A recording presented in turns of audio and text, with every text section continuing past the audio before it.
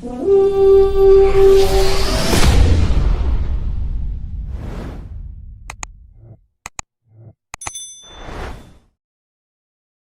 up, what up, what up, everybody? And welcome to the first conversation I'm having this off season called Skull Conversations. First guest I'm gonna have is my boy Rap, Vocal Vike. What up, Rap? How you doing today, man? What's good, fam? I'm chilling, man. You know, we here. We definitely got some conversations to have for sure, man. Yes, we do. Yes, we do, man. I already know you watched the press conference. Yeah. Man, I'm just a little disappointed as a Viking fan right now. I don't know how you feel about it, but just go ahead. You go first, man. I mean, like, so one of the main things that I think I took from the press conference, to me, it seemed very, I don't know, it seemed like every year, to be honest with you, in my opinion, it just seemed like every year, just kind of the cliche shit, the politically correct type of press conferences, which we obviously expect, right? That's usually, them boys ain't straightforward with us. But one thing I did take away from it was the question was asked about JJ McCarthy to Quasey, and do he want him to be the starting quarterback in 2026? And I mean, he didn't come out and absolutely say, yeah, you know, this is the direction we went. This is the decision we made. Like, yeah, I mean, to me, he kept the door open, which in my opinion, you could look at that either as a good thing or a bad thing, depending on how you look at it. To me, it's like, okay, you should have, in my opinion, you should have committed when you got asked that question to JJ McCarthy for his confidence alone. Because what you did was leave the door open, like, hey, because think about this, any other organization that's confident in the quarterback that they have on their team, that question would have got answered like, bro, of course. Like, of course he's the quarterback of the team. What do you mean? What kind of question is that? So, I mean, out of all of it, bro, that's kind of that's the one takeaway for me with Quasey was, man, I think you answered that wrong. Although you may feel like that and you're just trying to keep the door open because you're going to be wheeling and dealing this off season and you kind of want to keep your cards close to your chest, bro. To me, that wasn't a good move, man. I was reading the body language, right? Because like right when the question was asked, he kind of did that long sigh in the neck, like, come on, man, like you can't be doing that. That's gonna be dissected, that's gonna be slowed down. We're gonna be seeing that, you know, during the whole all-season training camp. I just kind of felt like, to me, it wasn't a lot of answers, like, you know, that was said. And I kind of felt like it kind of left us hanging, just like you said, like it left the door open for any kind of translation or whatever. And at this point, when you're going into year 5 with this regime, we shouldn't be having the same questions that we had in year 1 and year 2. You know, we should have like some definite answers at this point. Like, to me, it's like I get the political correct situation with it, and you don't want to say too much. And this is just basically like the first interview since the offseason started. But like, damn, man, like I was just telling Zoe earlier, like I was like, man, they're gonna give up on my boy McCarthy. Like I just kind of felt that way, like with them saying they want to keep the quarterback room competitive and everything like that. It's like, that's cool, but when are you going to say McCarthy is still your guy? Like last year, you were saying he was a franchise, you know, he could do this, he could do that. But now y'all like, this and that. But yeah, I just felt some type of way about it. But the main thing, like, kind of like really set me off was the Kevin O'Connell part of it, when he was basically saying like, he don't want to fix the offense. He like what he do in offense, and he want to continue to go down the field, and you know, he needs the quarterback to do that. I'm just like, man, here we go. Here we go, bruh. Like, here we go. You know what I'm saying? Here we go, man. And it just was like, yeah, man. Same shit, different day, bro. Like, for real. Same shit, different day. It just it is what it is, dog. Like, we just shit foolery, man. Shout out to everybody in the chat. I'm gonna bring it up real quick. Let's go. Rap, I have a unique question for you, and I want you to really think about this one. Yeah. I've been spinning this around for a minute. So you've been a Viking fan just as long as me. You done seen the good, the bad, the ugly, and the indifferent, right? Yeah. Now we're going into year 5 with Kevin O'Connell. What's changed from the Mike Zimmer Spellman regime versus right now? Tell me what's different. Man, like, is this like a trick question in a way, or is this just or is this or is this just kind of, you know, I just want to see where Rap at with it if he Nah, feels I like mean, there's much different. it's up to your own interpretation. Like, cause I mean, I got mine. I want you to really think about it though. Like, I'm gonna ask you again, cause like, Yeah. since Mike Zimmer said that last season, right? The Yeah. last season, Rick Spielman, Mike Zimmer, whatever, and now we going into 5 years with Kevin O'Connell and Kwesi. What's changed? Damn, bro. That's a crazy question. I'm thinking like, fuck, I want to answer. So I mean, honestly, bro, like to me, I don't think much has really changed, bro, to be honest with you. And that's not a good thing. You know, that's kind of Exactly. where I'm at with it, is what really has changed. You know what I'm Right. saying? And that's probably that's where the issue I think lies with me a little bit, is nothing changed like we thought. So Right. the common denominator of this whole situation is the owners, the Wilfs, and how they operate, how they do Right. things. Um, you know, they tend to want to stay even keel. It seems like they're okay with being in the middle as long as money's being made. Right. Uh, you know, but I also give Kwesi and Kevin O'Connell had a fair opportunity, bro, to change this culture. And maybe I'll give them a little bit of flowers here, where I'll say the culture seems a little different, right? Like the locker room and shit. It seems more fun, in my opinion, than with the Zimmer. The Zimmer, it felt more like business, right? Yeah. Even as a fan watching it, it felt like every Sunday was, you know, it was about business. You win, you don't celebrate too much. You just kind of, hey, good game. We handled business, move on to the next one. You lose, and you pissed off about it. Mike Zimmer shows that he's pissed off about it, to where with KOC, it's like, you win, you have fun. The locker room, we lifting motherfuckers up on the Yeah. shoulder, Yeah. you know, Yeah. to Everybody Kirko chains. right? Yeah. Yeah, Kirko chains and shit like that. That looks good on Twitter and things.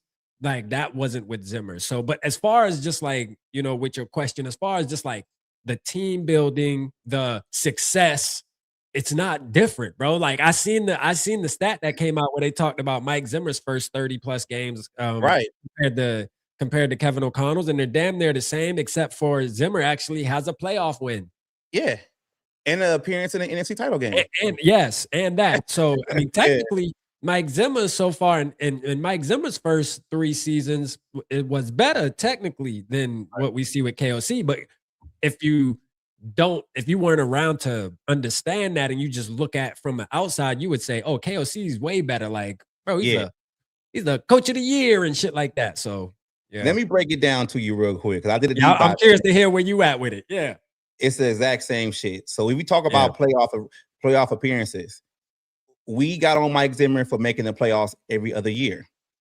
That's what we're going to right now with Kevin O'Connell and Kwesi Adofo-Mensah, making the playoffs every other year. Now, I'm not even going to go to the injuries, because that's another situation. Now, what was one of the main things that we had a problem with Mike Zimmer and Spielman was we didn't know what we had at quarterback. True. We don't know what we have at quarterback. And if right, and if you look at the draft picks, right, the last couple of drafts that Spellman drafted, he drafted a great offensive lineman and a great receiver. Not Jordan Addison, Justin Jefferson and Christian Darrisaw. The best draft picks that Kwesi have had, Donovan Jackson and Jordan Addison, when he's not in trouble. And we get to that later, right? Now, when Mike Zimmer left the team, he got fired, we didn't know what this defense was going to be. Flores is probably out the door. So again, we don't know what this defense is going to be. We're suffering that corner. We were suffering that corner then.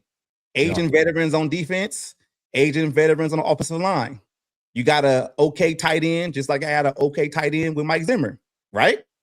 Yeah. I mean, the running game needed some juice because you had Dalvin Cook on his decline. So if you really look at it in actuality, we're still asking the same questions and having the same scenarios play out 4 years later, going into 5, since we fired Mike Zimmer and Rick Spielman.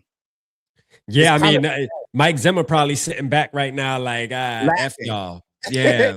Y'all thought the grass was greener. Now, I will say though, Woods, as a fan, I think it was time for Mike Zimmer. Just it would, even if it's the same, which isn't a good thing, but I will say it's at least because I felt like it was time to move on, bro. Yeah, I was I'm kind not of drained with the Zimmer shit. You know what I yeah, mean? I was drained with it. yeah, I'm not denying like it wasn't time to move on and it run its course. But Right. but the problem I'm having is you guys are supposed to come in here and actually have a transition of things actually be different. And Yeah. when things started to play out for the long run, going on 5 years, you guys Yeah. have exactly did the exactly same thing that Mike Zimmer and Spielman did. And look at the cap. When Zimmer and Spielman left, you had problems with the cap. And now Yeah. we over the cap 38 million. I know things can be changed and stuff like that. But at the same time, it's like y'all really ain't made no changes like that. Like we ain't had no long playoff run. We haven't had any, stars that really actually get developed. Like the defense is good, but that's probably going to change if Flores leaves. But I'm just saying, man. It's looking kind of the same right now. It's looking the same, and the crazy part is Mike Zimmer was about running the football, and KOC is about throwing the football. But still, yet you get the same damn results. You feel me? No matter what. That's why it's important to find balance. This lets us know balance is important, right? And I mean, look, man, I watched shout out Six in the building, talking about like the Texans and how they're being coached and stuff, bro. It just shows you like there is a such thing as a coach that can get a team over the hump. You look at the Patriots right now, what they're doing. I mean, look, bro, this can kind of answer our question of if you are in question as a fan, is KOC the guy for this team? You can look at those teams as kind of tests. Exactly. Like, bro, they're young. They have young players and sprinkled with some veterans. They don't have superstars all across their roster, but guess what? They're finding ways to get to the playoffs, and now they're winning playoff games, bro. There should be no excuse, especially when you got a defensive coordinator like Brian Flores. Come on, man. We should be in the playoffs, bro. I'm watching the playoffs, and I'm like, bro, we should be playing in these, bro. These teams ain't even, come on. Yeah, it doesn't make any sense. You got somebody like DeMeco Ryans, right? Like he hasn't missed a playoff since, and he's had a young quarterback. But even though his quarterback has struggled, he's found a way to either run the ball consistently and play good defense to keep his team actually going and being successful in the playoffs. And it makes me wonder, maybe that's why he declined that interview at the end of the day. It went on to Houston the next year. Like do these coaches know something before they get here? And then you got other coaches like, Vrabel going up there to New England. Like he's already, got his win with his new team. Like it's crazy, man. It's crazy. I'm just like, I just got to really start calling it out. I mean, that whole Ben Johnson situation with the Bears getting a playoff win before we got one, and now we're the only coach in the division that doesn't have a playoff win. With all our coaches. So it's kind of like it ain't bashing Kevin O'Connell because I take the good with the bad, but at the same time, it's like we want this team to be successful and we want this team to be, having postseason contention and going to a Super Bowl. And we can't get that if we having the same problems over and over again, man. Bro, the same problems, bro. Like, I mean, Ben Johnson winning a playoff game before Kevin O'Connell is a slap in the face. Yeah, I mean, look, this is look at Broski Bear. He on his high horse right now. I see you, Broski Bear. Yeah, I see you, bro. I see you, Broski Bear. You on your high horse. Hey, that's cool, bro. I'm gonna give you the props when it's when it's time to give them to him. And I gotta, shout out to the Bears, bro. Like, Ben Johnson, he did what he did. You know what I mean? He got them to fight and come back and win a playoff game, bro. I'm asking Kevin O'Connell to get us there, man. As a Vikings fan, bro, I want to give him a chance, but I don't know if he can do it, bro. I don't know if he has it, bro.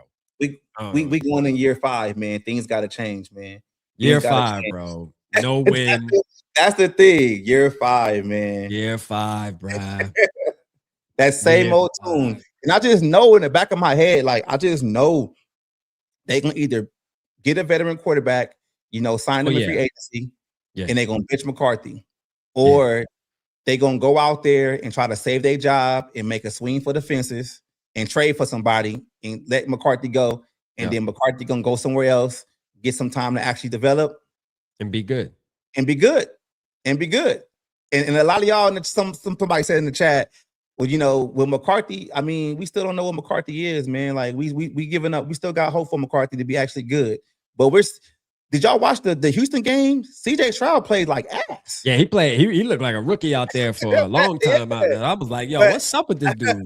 But they still win the games because they can play defense and they can run the ball consistently. And that's the thing. Like we look at the Texans is a perfect example, right, of what the Minnesota Vikings could be doing if Kevin O'Connell would just commit to the run and understand, like, hey, man, you know, hey, my quarterback, he ain't in a rhythm right now. On top of him being young, bro, let's figure out a different. There's multiple ways to win a game.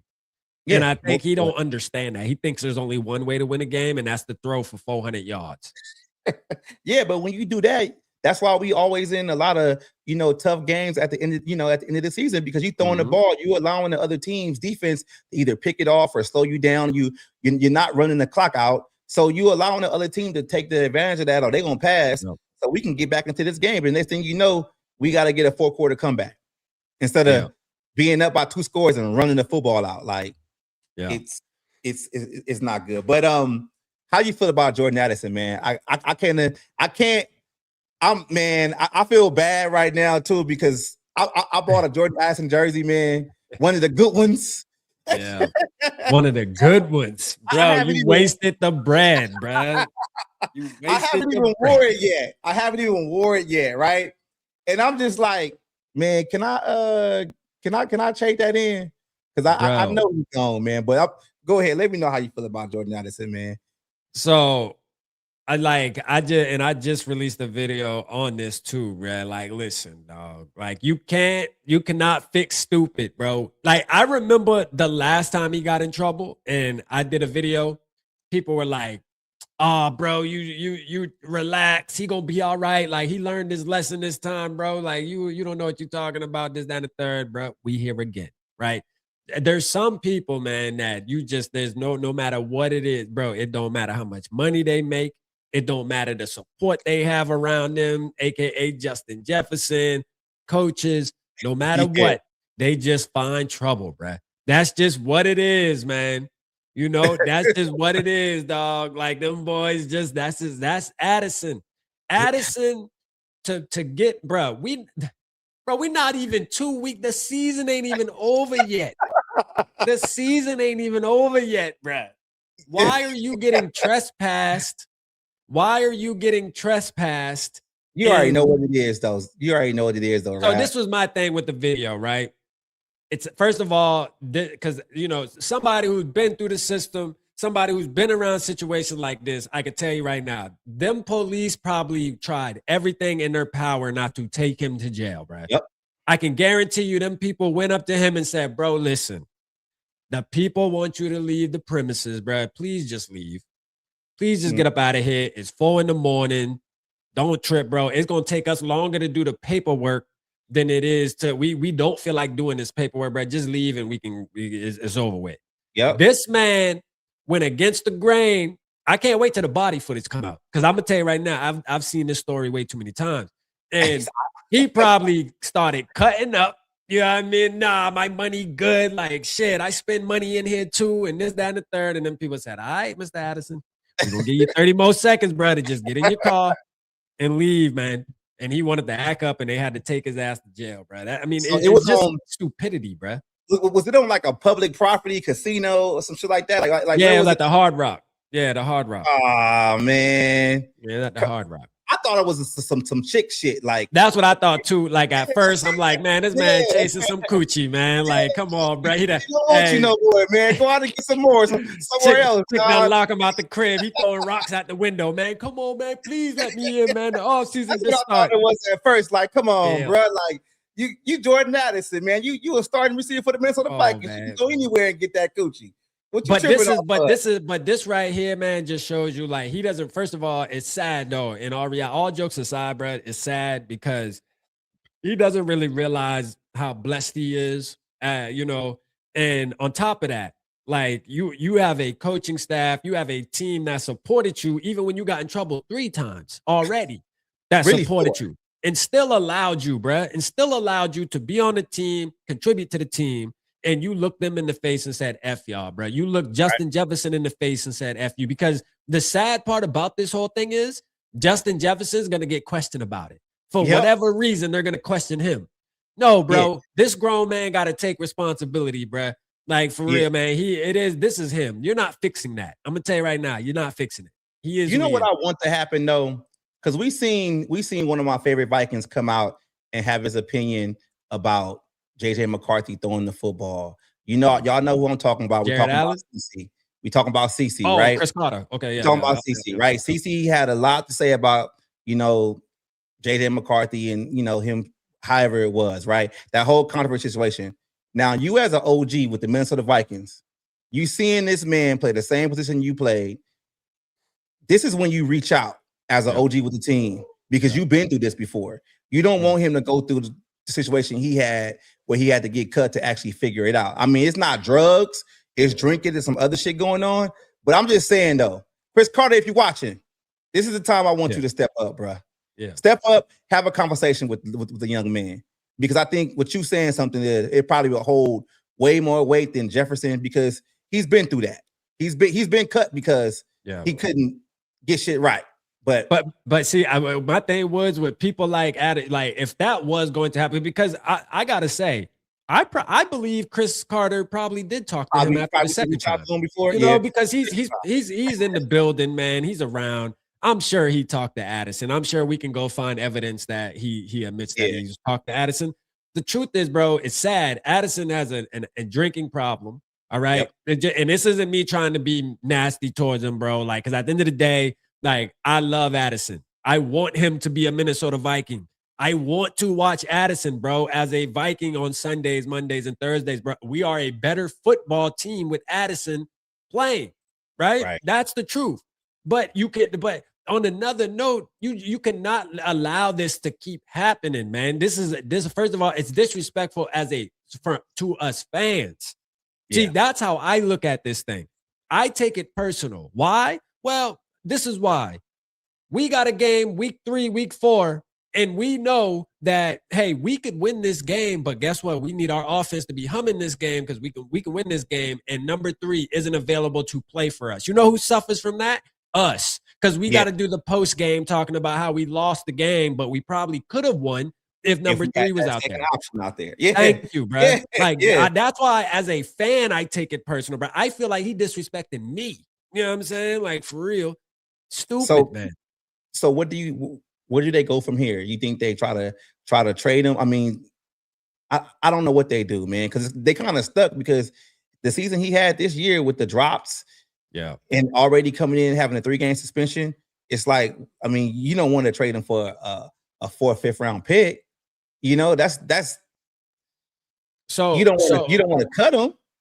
So this is the deal with that too, which is sad, is, you know, if you wanted to trade him, right? Like, just to say this incident didn't happen, and we were already had plans on trading him to move off of him due to contractual reasons or whatever, the Vikings had the upper hand because, you know, he didn't play the best season, but he still, people can see he's a star. He has that star potential. So a team that's in need for a possible one, we could sell that, right? Right. But now what happens is, now that this whole situation has happened, now what it is, bro, listen, we'll take the trade. Okay, you want to get rid of him? Cool, we'll take him. But you got to also understand now, he's a risk. We're taking a risk by trading for this player. Exactly. So that, you know, early 2nd round pick that we were possibly going to trade you, that's now a mid 4th round pick. That's now a mid 4th, because we'll take him off your hands, but you have to understand that he has a history of getting in trouble and getting suspended by the NFL, something we can't control. So, like, for that reason, the value has now gone down. Bruh, and now it puts us in a bad situation where it's like, we keep him, he gets suspended again. I don't know. We don't know what the NFL is going to do. We keep him, he might get suspended for another 3 games next year. I know they're saying it's a misdemeanor and shit, but still, bro, it's you're going to get suspended. You're missing games. Yeah, bro. Like, yeah, man. It's I'm telling you, like, when I saw it, I was like, oh shit, I can't I can't defend it no more. I can't say anything. I can't be like, oh, he gonna learn. Just like you said, it just was like, dude, how stupid can you be, man? Like, you just don't care. You just don't care until maybe your career is basically gone in the drain, and you gotta Too late, and you want a 1 year prove it deal just to see if you can actually be cool for the whole situation. It's like, man, like, come on, Jordan. You got a point too, bro, because it's not like as Vikings fans, we sit back, right? And we're like, bro, Addison is good. Like, we know he's a star. We know he has star potential. Maybe not a superstar, but he's a star. And you think about it and you're like, bro, but being that you're just a star, bro, you one season away from just being a regular though. Yeah. Like in all reality, you know what I mean? Like, you one season away, bro. Like, you acting like you Justin Jefferson out here acting like that. You know what I mean? Like, it'd be nothing for teams to say, bro, I don't want him. You know what I mean? Like, why would I want to bring that in my locker room? I don't want him, because he can be replaced. That's the thing. That's the thing. You got plenty of receivers coming out every season, every year in the draft. And it's just like, man, you special, but once you figure out that you ain't that special, maybe he'll get his act together. But I can't defend this shit no more, man. Yeah. Hey to everybody in the chat. I'm trying to go through everybody in the building, man. Yeah, everybody, thank you for tuning in, man. We kind of came together on this one kind of late, and I had to finish work real quick. You know how they do, right? When you about to leave, they ask extra shit. Yeah, for sure. That's how it be. Man. You supposed to get off. Hey, man, hold up, man. You think you can do that and this, that, and the third? Yeah, man. Like, I don't get that shit. But yeah, man. So that's how I feel about Addison. But going forward into the offseason, though, like, what will be your first? Well, you know what? Let's talk about Brian Flores, man. Because I know that's your favorite topic, isn't it? That's your favorite topic. Yeah, man. I want to say it because I don't want people to think I'm hating on the brother. Yeah. I'm not. Yeah. This is how I see it. At the end of the day, we all know as Viking fans that Brian Flores being here was going to always have an expire date. We knew that. Yeah. I'm still surprised that he toughed out for 3 seasons, because when he goes on there and he does press conferences and he says, oh, there's only 32 teams in the league, and if I get offered a head coach's position, I have to think about it because that's something I want to do. That lets me know that regardless of what the Vikings offer him, if it's not the head coach for the Minnesota Vikings, then he has already prepared himself and his family to leave. And for us as Viking fans and for the front office, I just really look at it like, you guys should have prepared better for this situation, because even if Brian Flores stays this season and he has another good year, you're right back to that same conversation next year. And I'm not saying you should say, hey, Brian, just go and find something else so we have to deal with this no more. But at the same time, it's like, you knew what coach you were bringing to this team. You knew the caliber coach that he already was. And I asked people the same thing too. It's like, oh, maybe the bag can help him. It's like, dude, this guy got 4 Super Bowls. Mm-hmm. Like, his resume, if he retired right now, his resume as an assistant coach is already like solid, like good to go. So it's kind of like, what more can he do? It's like, I expect him to go somewhere and be a head coach. My pick is the Raiders for a little. You pick the Raiders. I pick the Raiders. Okay. My pick is Cleveland. Because the Raiders, how I look at the Raiders, though, I mean, outside of my pops being a big Raider fan, and he always on my head like he want beef flow. He want beef flow. And when you really think about it, though, it's like everything that he had a problem with in Miami was he won't have that with the Raiders. He's going in. Geno's probably not going to be there. He's going to be able to pick first pick in the draft, what quarterback he wants, or trade down and, build for the team a little bit more. And we got to think about that $100 million cap space they got. So whatever he wants to fix, he can mold that team to his image within one offseason. Like other teams, he might not be able to do that because of cap restraints or less draft picks or whatever. But like, I like the Raiders. I mean, I think the Tom Brady situation is great for him being there, because Tom Brady, was underneath him when he was a player, with the Patriots. But I just know when it comes to the Vikings, I just think they gotta prepare a little bit better for this shit, man. Like, they really do. Like, it's coming, and it's like, what you gonna do? Like, when it gets there, like, are you already having conversations with Jim Schwartz or Gannon or guys like that? because, like, hey, just in case Forrest leaves, we might need to bring you in. Like, I don't even want Devontae Jones. Like, I'll just say No. I want the boy from Atlanta. Raheem Morris. Raheem Morris. Yeah, That Raheem to me, I Yeah. think he would be the number one option in my opinion. Because I don't think he's gonna get another head coaching job this year. Yeah. You know, he had his shot. He gonna have to go back and be a coordinator for a couple more years and prove that he can do it again. He'll get another shot eventually, but you know, this upcoming year, he gonna be a coordinator. So he's available. You know, he's available. I would take him. They worked together in LA, won a Super Bowl together. So to me, that there's some value there. That chemistry there, yeah. I would take that chance. I mean, you're not really losing out on any year. That's a good risk, a calculated risk that you will take right there. I want to touch on, people say the Steelers, right? And it kind of looks funny how Tomlin stepped down, and Tomlin has so much respect for B-Flow that there could be a conversation there where it's like, hey, I'm gonna step down so my young lad can come in and take over. One thing we got to understand about the Steelers, though, is the Steelers aren't with temporary hires. So the Steelers, you got to think about when it comes to coaches, anytime a coach gets hired for Pittsburgh, bro, they're the coach for the next 15 plus years, bro, 20 plus years. All right. They're not with the let me hire this dude. If he don't work out in 2 years, he's out the door. They look for longevity, which is great. And I say that to say, to me, and they're patient. To me, Harbaugh sounds right for Steelers. I mean, Harbaugh can easily stay right in the AFC North, bro, which would be crazy, but I can see them looking for some type of longevity. Not saying that B-Flow can't be that guy. I just don't think I don't know if he's proven enough, man. I know that sounds crazy. I just don't know if he's proven enough for Pittsburgh standards, in my opinion, to where they would take that chance. But maybe, though, man, I hope he gets a job, bro. I think if too. How old is Brian Flores right now? In his 40s? Yeah, he got to be in his 40s. He got to be almost that's too old to start as the Pittsburgh Steelers coach. They normally get coaches like at 30 and keep. You're right, though. That's another thing. Yeah, you talk about that. So I don't know, and I don't really know which coaches are out here that are in that age bracket right now that are hot names either. You know, somebody like Ben Johnson would have been a perfect candidate for them if he was available this year. You know what I'm saying? So I don't know. We'll see. Somebody gonna get a job. Yeah, it's just crazy. Like this offseason, man, you got so many like openings at head coach. You got all these coordinators waiting to see what coach is getting what job. Every other day, some coordinator gets fired. Greg Roman got fired.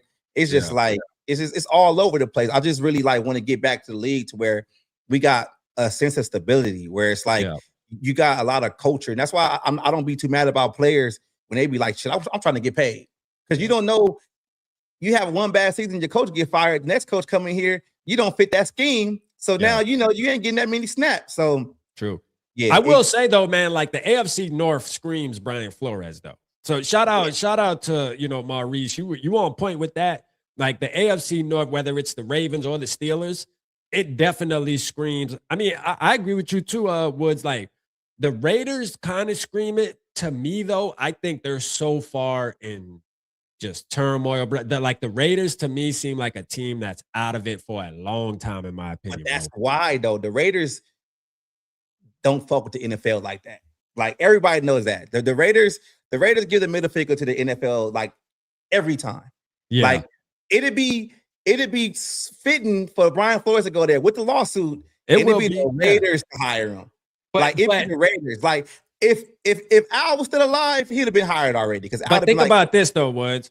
If you're Brian Flores and you're a hot commodity right now, and you have the Ravens, the Steelers, and the Raiders, like and you have now this all comes down to Brian Flores having an option too, though, right? Like he has to have an option, so he's gonna interview like he's been doing. I think tomorrow he's free to really start accept the job if he wants. Tomorrow's the deadline, I believe. Yeah, even lateral jobs. Yeah, tomorrow he can start accepting. Yeah, even if he wants to go be a DC somewhere. I know Washington Commanders, they want to interview him too, which I don't see that happening. Like one thing for sure, B-Flow is not going to go. One thing we know for sure, y'all, B-Flow is not going to another team to be a defensive coordinator that has a defensive coach. It just isn't going to work, bro. That philosophy, that's too much. No, because B-Flow needs to be with an offensive-minded coach. If he is going to be a coordinator and not for the Minnesota Vikings and leave, he's going to go to a team that has an offensive mind as the head coach at least, so that he can run his system. Because think about your boy in Washington. He's a DC, bro. Like that's what he is. That's what he is. Imagine them two bumping heads trying to figure out whose defensive scheme is better. Like that shit ain't going down, bro. Like so, we ain't got to worry about them. That's not happening. But I'm just saying, like with the Raiders, though, it's to me what gets it is the first overall draft pick, and it's the cap space.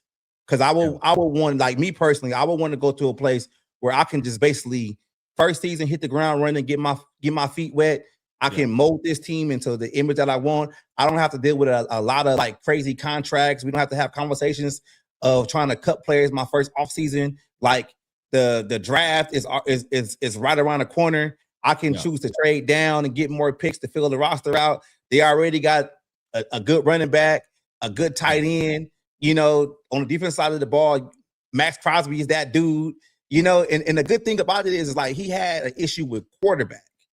I just wouldn't want him to go to a situation where he has to stay with that quarterback because he was drafted the year before or they already paid him. And Flores might think to them like, this dude, my defense smashes him all the time. Like, I don't want to go there and like I know he can't beat my defense. So like, what are we talking about here? So I just would want him to have that clean state, even if it's not the Raiders, man. Like, I mean, hey, look, I mean, the Raiders definitely are an option, I'm sure. You know, I mean, they're pretty desperate and need somebody to come in there and fix that place. And obviously, your boy Pete Carroll couldn't do it. You know, I'm glad he decided to hang it up, bro. It's over with, Bubba. And like the Raiders wasn't a team for him to go to anyway. Like, bro, the Raiders were built for a younger coach to come in and be patient with anyways. And Brian Flores is considered more on the younger side when you're speaking coaches. So like he's still, you know, Brian Flores can coach for the next 10 years and still be decent, right? Be in mid 50s or whatever. So, I mean, at the end of the day, he's still considered young. So like he would be a perfect fit for somewhere like Las Vegas. But to me, I think he's going to take a team that's somewhat established. I mean, again, I don't think I feel like the Steelers are that team, but the Ravens definitely sound good to me. And to me, a couple weeks ago, I made a prediction on the Cleveland Browns. I think the Cleveland Browns are a sneaky team to watch too, in my opinion, because their defense is so good. People were saying, well, why would he want to go to a team that has a good defense? He's the defensive coordinator, bro. That's what a defensive coordinator wants, bro. Like a defensive coordinator is looking at teams like, boy, look at that defense. They're not going to teams saying, you know, he's a defensive-minded guy. He's not going into the team looking at teams saying, wow, that offense is amazing. Yeah, that's the team I want to coach. No, he's going into it saying, bro, that defense is number one. They got studs all across the field. Yeah, let me go there. You want to know why? Because my defense is going to drag us to the Super Bowl. Like, for real. And all we got to do is get a veteran QB to come in here, run the football. And we're gonna win a couple of games. And we got Shador Sanders. You know, hey, he's plugged. He's plugged with Dion them. You know, they got a mutual respect for each other. Like, I mean, to me, Cleveland sounds like a glove, bro. I never looked at Cleveland like that. I just was like, it's Cleveland. Yeah, it's Cleveland. But you know, hey, they got Shador Sanders, and you think Shador Sanders, but regardless how people feel, bringing a ton of attention to Cleveland, and you know, the money's there, right? Just him alone. Now he has to still perform and be good, but he's going to get that opportunity this offseason going into next year. I mean, it's a good situation, especially if he works out. I mean, Cleveland's defense. Imagine Cleveland's defense. I mean, they were good without B-Flow. They were top 5, right? Imagine adding a B-Flow scheme to what the players Cleveland got with Myles Garrett and them boys. Yeah. Yeah, he'll be nice there. He'll be nice. But that's the thing, though. Flores is such a good coach, and especially for what he did with Minnesota, having a bottom-feeding defense the year before with Donatel, and actually having a top 5 defense every year since he's been here. I mean, shit, we know what he can do with less.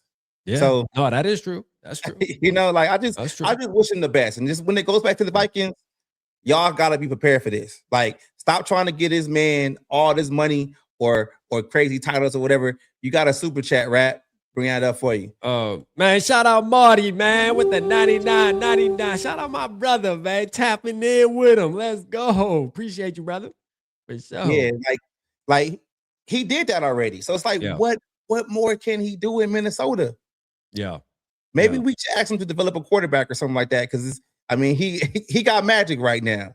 I don't understand it, but I don't know, man. Man, shout out Marty, man. Big broski, man, with the red. I ain't seen a red in a minute. You feel me? I ain't seen a red in a minute, man. Let's go. Hey, and he was asking me too, real quick. Marty was asking me. He texted me and asked me how to support you. I text him. His channel, Marty, is called Skull State of Mind. He was thinking it was Skull Mafia. No, it's Skull State of Mind is actually the name of his channel, Marty. If you want to go support Dwoods, man, go over there and tap in with him. Appreciate everybody. You know, go tap in with him, man. Y'all make sure y'all go tap in with him. Facts. So I got him in the title. He's actually in the title on my video. All you gotta do is click his name.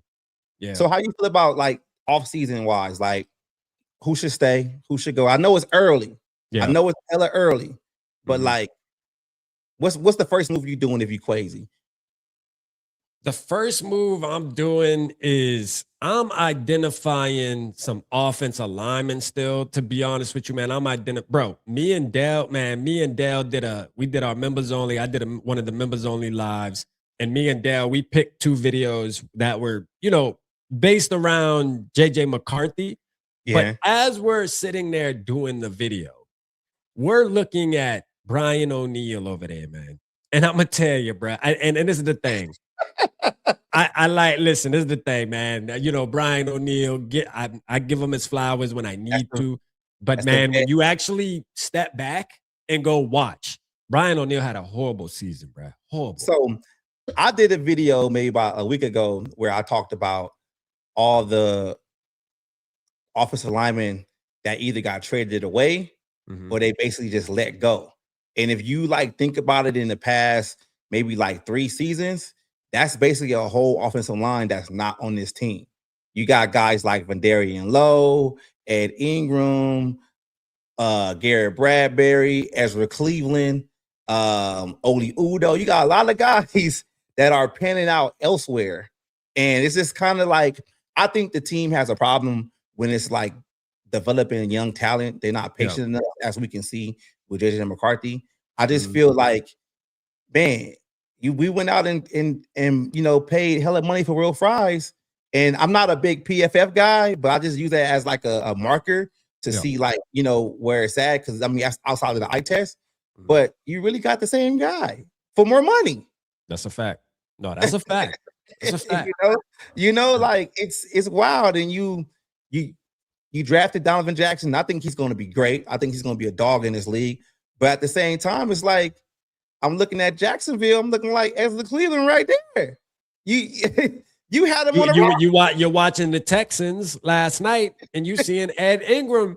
You're like, God damn, you Garrett Bradbury. That boy looked like the best center in the NFL. And all right, listen, this is an indictment too. And shout out to Ann Cap Grand, bruh. Listen, bro, Chris Cooper. I had a conversation about Chris Cooper. Who was I with? Let's Skull Network. Shout out to them fellas over there. But they were talking, and one of I think Cody. He's kind of he kind of is on the side of Chris Cooper. Doesn't think that we should be blaming him as much, and kind of is a fan and thinks that he got the short end of the stick, right? And we should kind of give him some grace, bro. To me, I had to tell him I disagree, bro. I just had to tell him I just can't do it, bro. There's been ample opportunities. On top of that, we're watching players like you said that were on our team that don't look half as good as they look now, bro. On other teams being coached up by other people. I mean, this is sad, bro. The one thing about the Minnesota Vikings that I've noticed, bro, as a fan, for as long as me and you have been a fan, bro, the same amount is we may never have a good offensive line, bro. I'm almost to the point where when will our offensive line actually be beasting for 2 years consecutively? That's all I'm asking, bro. Just 2 seasons back to back of just straight domination on the O-line, man. We have to continue to throw spaghetti at the wall until it sticks. So the answer to the initial question, Woods, is, bro, if I'm Kwesi, bro, I'm seeing who's available, man, and I'm not sitting on my hands like we did last year because there were some good options that were Yeah, available, available. and we tend to just sit on our hands and not make a move. You know what I mean? Yeah. Hey, thank you, much appreciated. Hey, Thank you. man, shout out Marty, man. Yeah, Shout out Marty. That's what's up, man. Going to I support just my think boy. they were waiting on like when you let me say this the right way. You have to be creative when you're building your roster. You Yeah. can't just have like one idea and just go with that because Mhm. shit, things might change. You might have a contract offer, then the next team offers something different, and then you Yeah. got to match that, or it's the years or whatever. But you got to have something to where it's just like, all right, cool.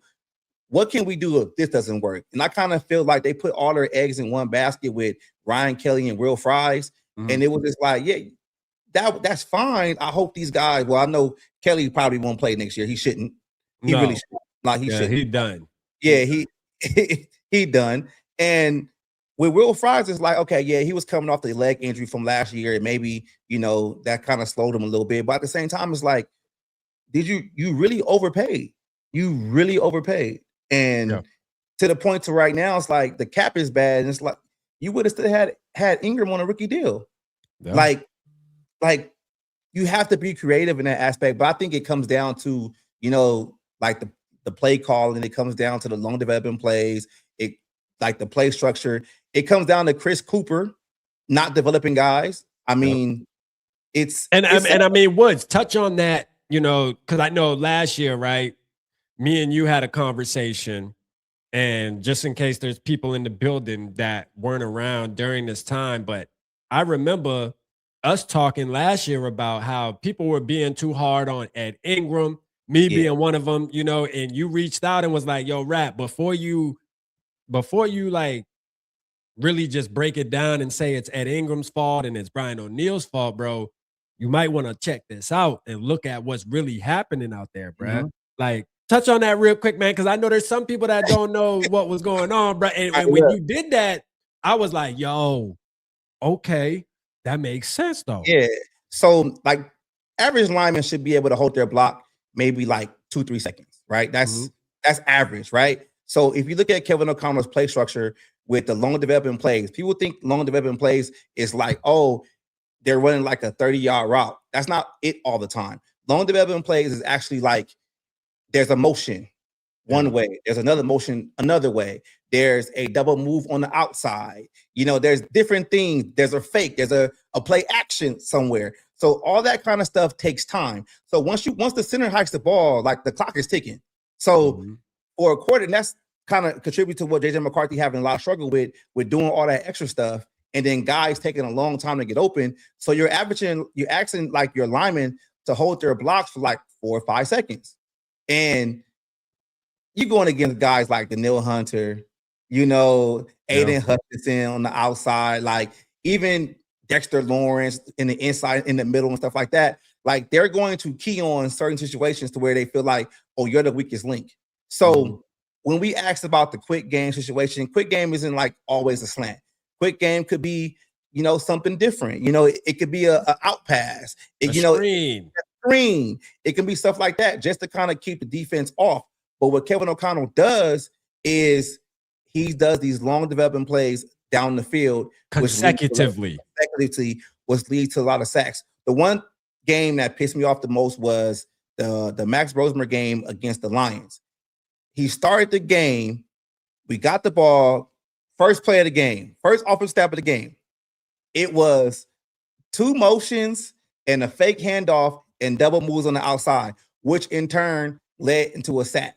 So if Mhm. you look at that, all that's going on, and then it leads to a sack. So that lineman is going to get deemed for that sack because they gave over pressure and they gave over a sack, right? Right. But that's what he does all the time. Like it happens all the time. And that's why these linemen look bad. And that's why they go other places like Ingram. I looked at his run blocking grade. Like he's mauling dudes. Like he's Yeah. one of the top rated run blockers in the league. Like his, pass protection is a little iffy, but he's still not giving up a lot of sacks. Yeah. Like it's different because they have an offense that's conducive to the linemen that they have. And it's just crazy because it's like it don't matter what lineman you throw in there. If Kevin O'Connell was still going to call the plays the same way, you're going to get the same results. Like it is, and that's why he doesn't play the young guys, because the young guys, they got to work on their protection, they got to work on their technique. They really can't handle trying to hold their blocks that long. Yeah. And that's just like that's what it is. That's how I see it, man. Yeah, no, that's how I came down. Hey, real quick, man. Shout out Marty McFly's wife. Shout out to her, man. 49th birthday. Let's go. Happy birthday. Let's get it, man. Hey, Marty, show her that. Show her we shouting her out on the live stream. You heard? Yeah, so that's just how I see it with offensive line, man. I just think like I want young guys. Yeah, like that's how I want this whole team to look like. I don't like this team has gotten old quick, and if you look at both sides of the ball, man, like we need young guys to step up, like for real. So Woods, let me put you and real quick, Barbara got a question for you anyway. Yeah, I see it. Yeah. There you go, Barbara. There you go. Go ahead, man. What you got? What you got? It was. I get what he was saying, man, but I just feel like we get too like tied into the passing aspect of it.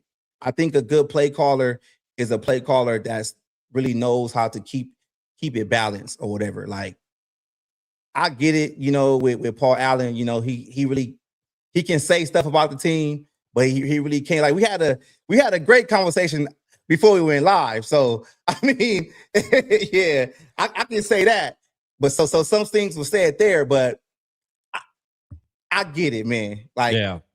It's different. Shout out Paul Allen. You know what I mean? Yeah. And D-Wood, I know just based off of relationship building and stuff, you ain't gonna say anything out of that's just what it is. It's part of the business, man. Paul Allen absolutely has a standard to live up to because he works for the Minnesota Vikings too. Exactly. You know what? I gotta give you your flowers for that though. For the relationship building and shit like that. Like I've actually watched you and learned that more from you and like changed my approach on situations and shit too. Like, and I kind of feel like the whole Paul Allen situation probably wouldn't have happened if I didn't step back and like, okay, this is what rap is doing. Yeah. Like I get the relationship building. Like I can't be, pit bull all the fucking time. Like hey, for sure, man. Shout out to you, bro. I get that. But yeah, it was a cool experience, man. People ask me like how it happened. Like I just tell them I did nothing.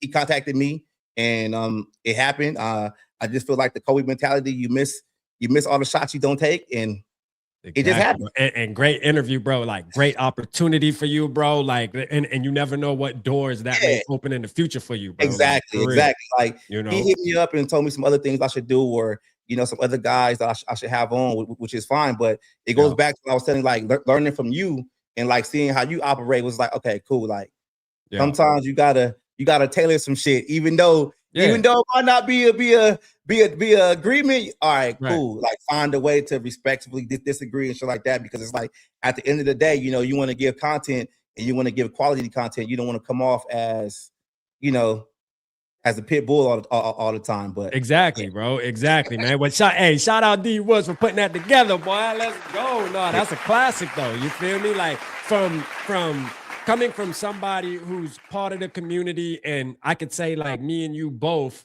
like we grew together as far as the community because we both started around the same time. I mean, we're all like in the same era, man. Me, you, Zoe. The list goes on, right? Yogi, the list goes on.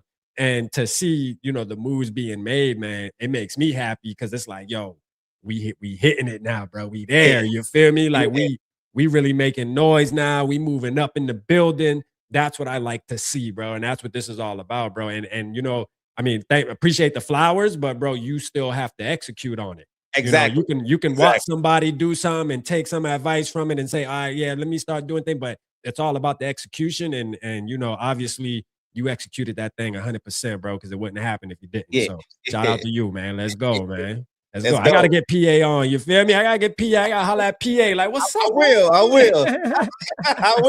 I can sit on your way. I mean, he's a real cool dude, man. Nah, for sure. Like he was talking about the LA situation, which was like, resonating with me. I'm like, all right, that's what's up. Like that's home. And he was just real cool, man. Like, especially like off top, because I asked him like, hey, what can I ask you? He was just like, boom, boom, boom, boom, boom. Like, okay, that's what's up. That's what's up, man. No, for sure, man. For sure. I want to, so D, let's get back to this, Brian Flores thing, right? because like I know how you feel about him, and I'm sure everybody in the building kind of knows your vibe about him. Because it's crazy, right? Because like right now we're in a moment, and shout out Dylan. I see you in the building, bro. Appreciate you. We're in a moment where we see a lot of Vikings fans are, I'm not gonna say, I don't know if panic's the right word, but kind of just I would say unrest, right? Like just kind of anxiety, like, is he gone? Is he gonna go? I don't want him to go. He needs to stay in Minnesota. But really, you're from like how you feel. Do you really do it really matter to you? Because I know you have your criticisms. Now, Yeah. I'm not saying that your criticisms mean you wanted him out the door, but I guess that's why I'm asking the question right now for everybody else too is like, how do you really feel like if he does leave? And if you touched on it earlier and I missed it, man, my fault, bro. I just gotta hear it again. Like, if he does leave, like, do you feel like the team is gonna take a nose dive, or like where you at? Like, do you think we should fight to keep him? Like, where you at with it? Nah, I don't think we should fight the kid. Because you hate his defense. I mean, not hate. I guess hate is a strong word, but you have your criticisms about the way he runs his defense. About the middle of the field. Like, yeah. Okay, my big criticism with Brian Flores is two things. Is the middle of the field is always there, like playing against veteran quarterbacks, seems like to be able to pick out the holes in the defense and not playing the young guys consistently. Like, okay.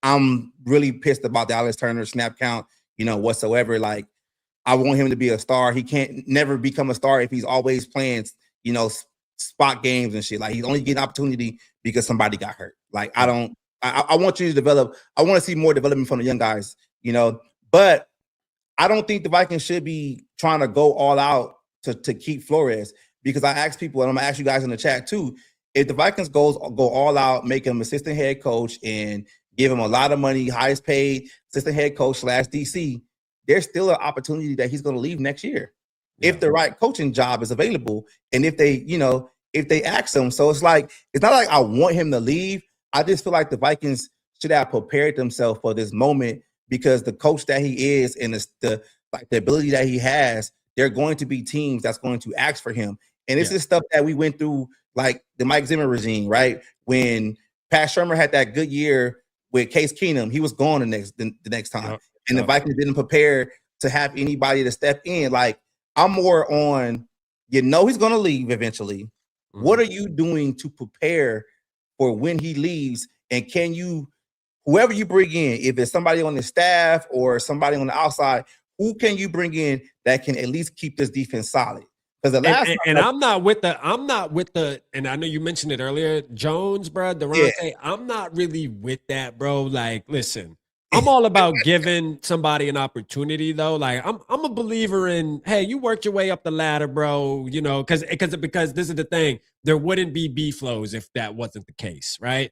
Like, we wouldn't know who B-Flow, we wouldn't know who Mike Tomlins of the world would be if that wasn't the case. So the truth is, Durante could easily be, I ain't gonna say easily, but could be the next Mike Tomlin, Brian Flores. Yeah. He has to get that chance. But right now, as a fan, I'm sitting here tonight, I'm thinking like, bro, I'm ready to win, bro.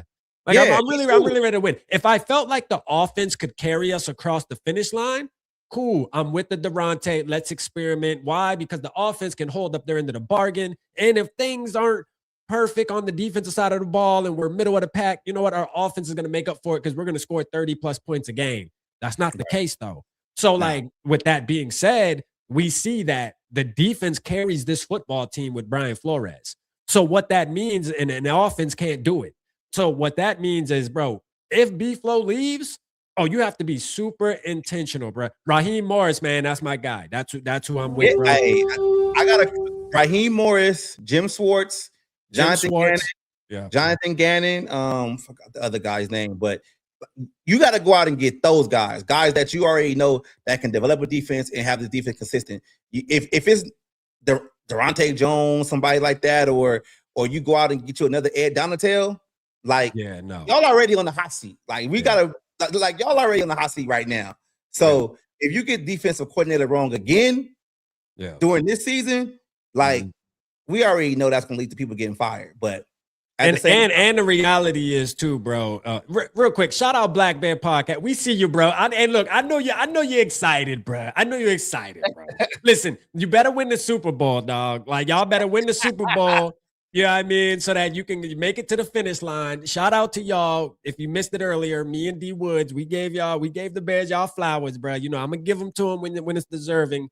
Y'all did y'all thing, man. Shout out to y'all. I mean, I wanted both of y'all to lose, really. I wish y'all could have tied the game and just Yeah. eliminated both of y'all last. You know what I mean? Like, unfortunately, that's not the rules. But you know, hey, it is what it is. Shout out to y'all, man. Keep doing your thing, and we'll see what happens this week here. But like, man, look, I'm with the.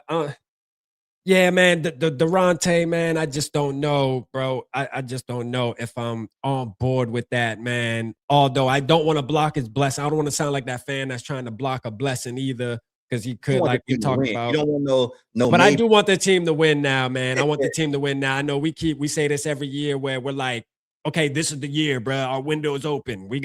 But I really I say that this year, bro, with real meaning behind it now, right? Because this is what I vision. And this is considering that we're keeping JJ McCarthy as the quarterback, and he's going to go through a whole offseason. No hiccups. There is no coming back from an injury and having to get up back to speed or nothing. There's no Justin Jefferson, pulling a hamstring in OTAs and not being able to build that chemistry. Now, Jordan Addison obviously is throwing a monkey in the wrench, but that's Jordan Addison. We should be used to that now as Minnesota Vikings fans. He's going to do that, right? Which means why we should probably just get rid of him however we can get rid of him and figure out how to replace him later. But, that's neither here nor there, because we talk about that. I think Jalen Naylor, and this could be a good segue, Woods, about this whole wide receiver situation.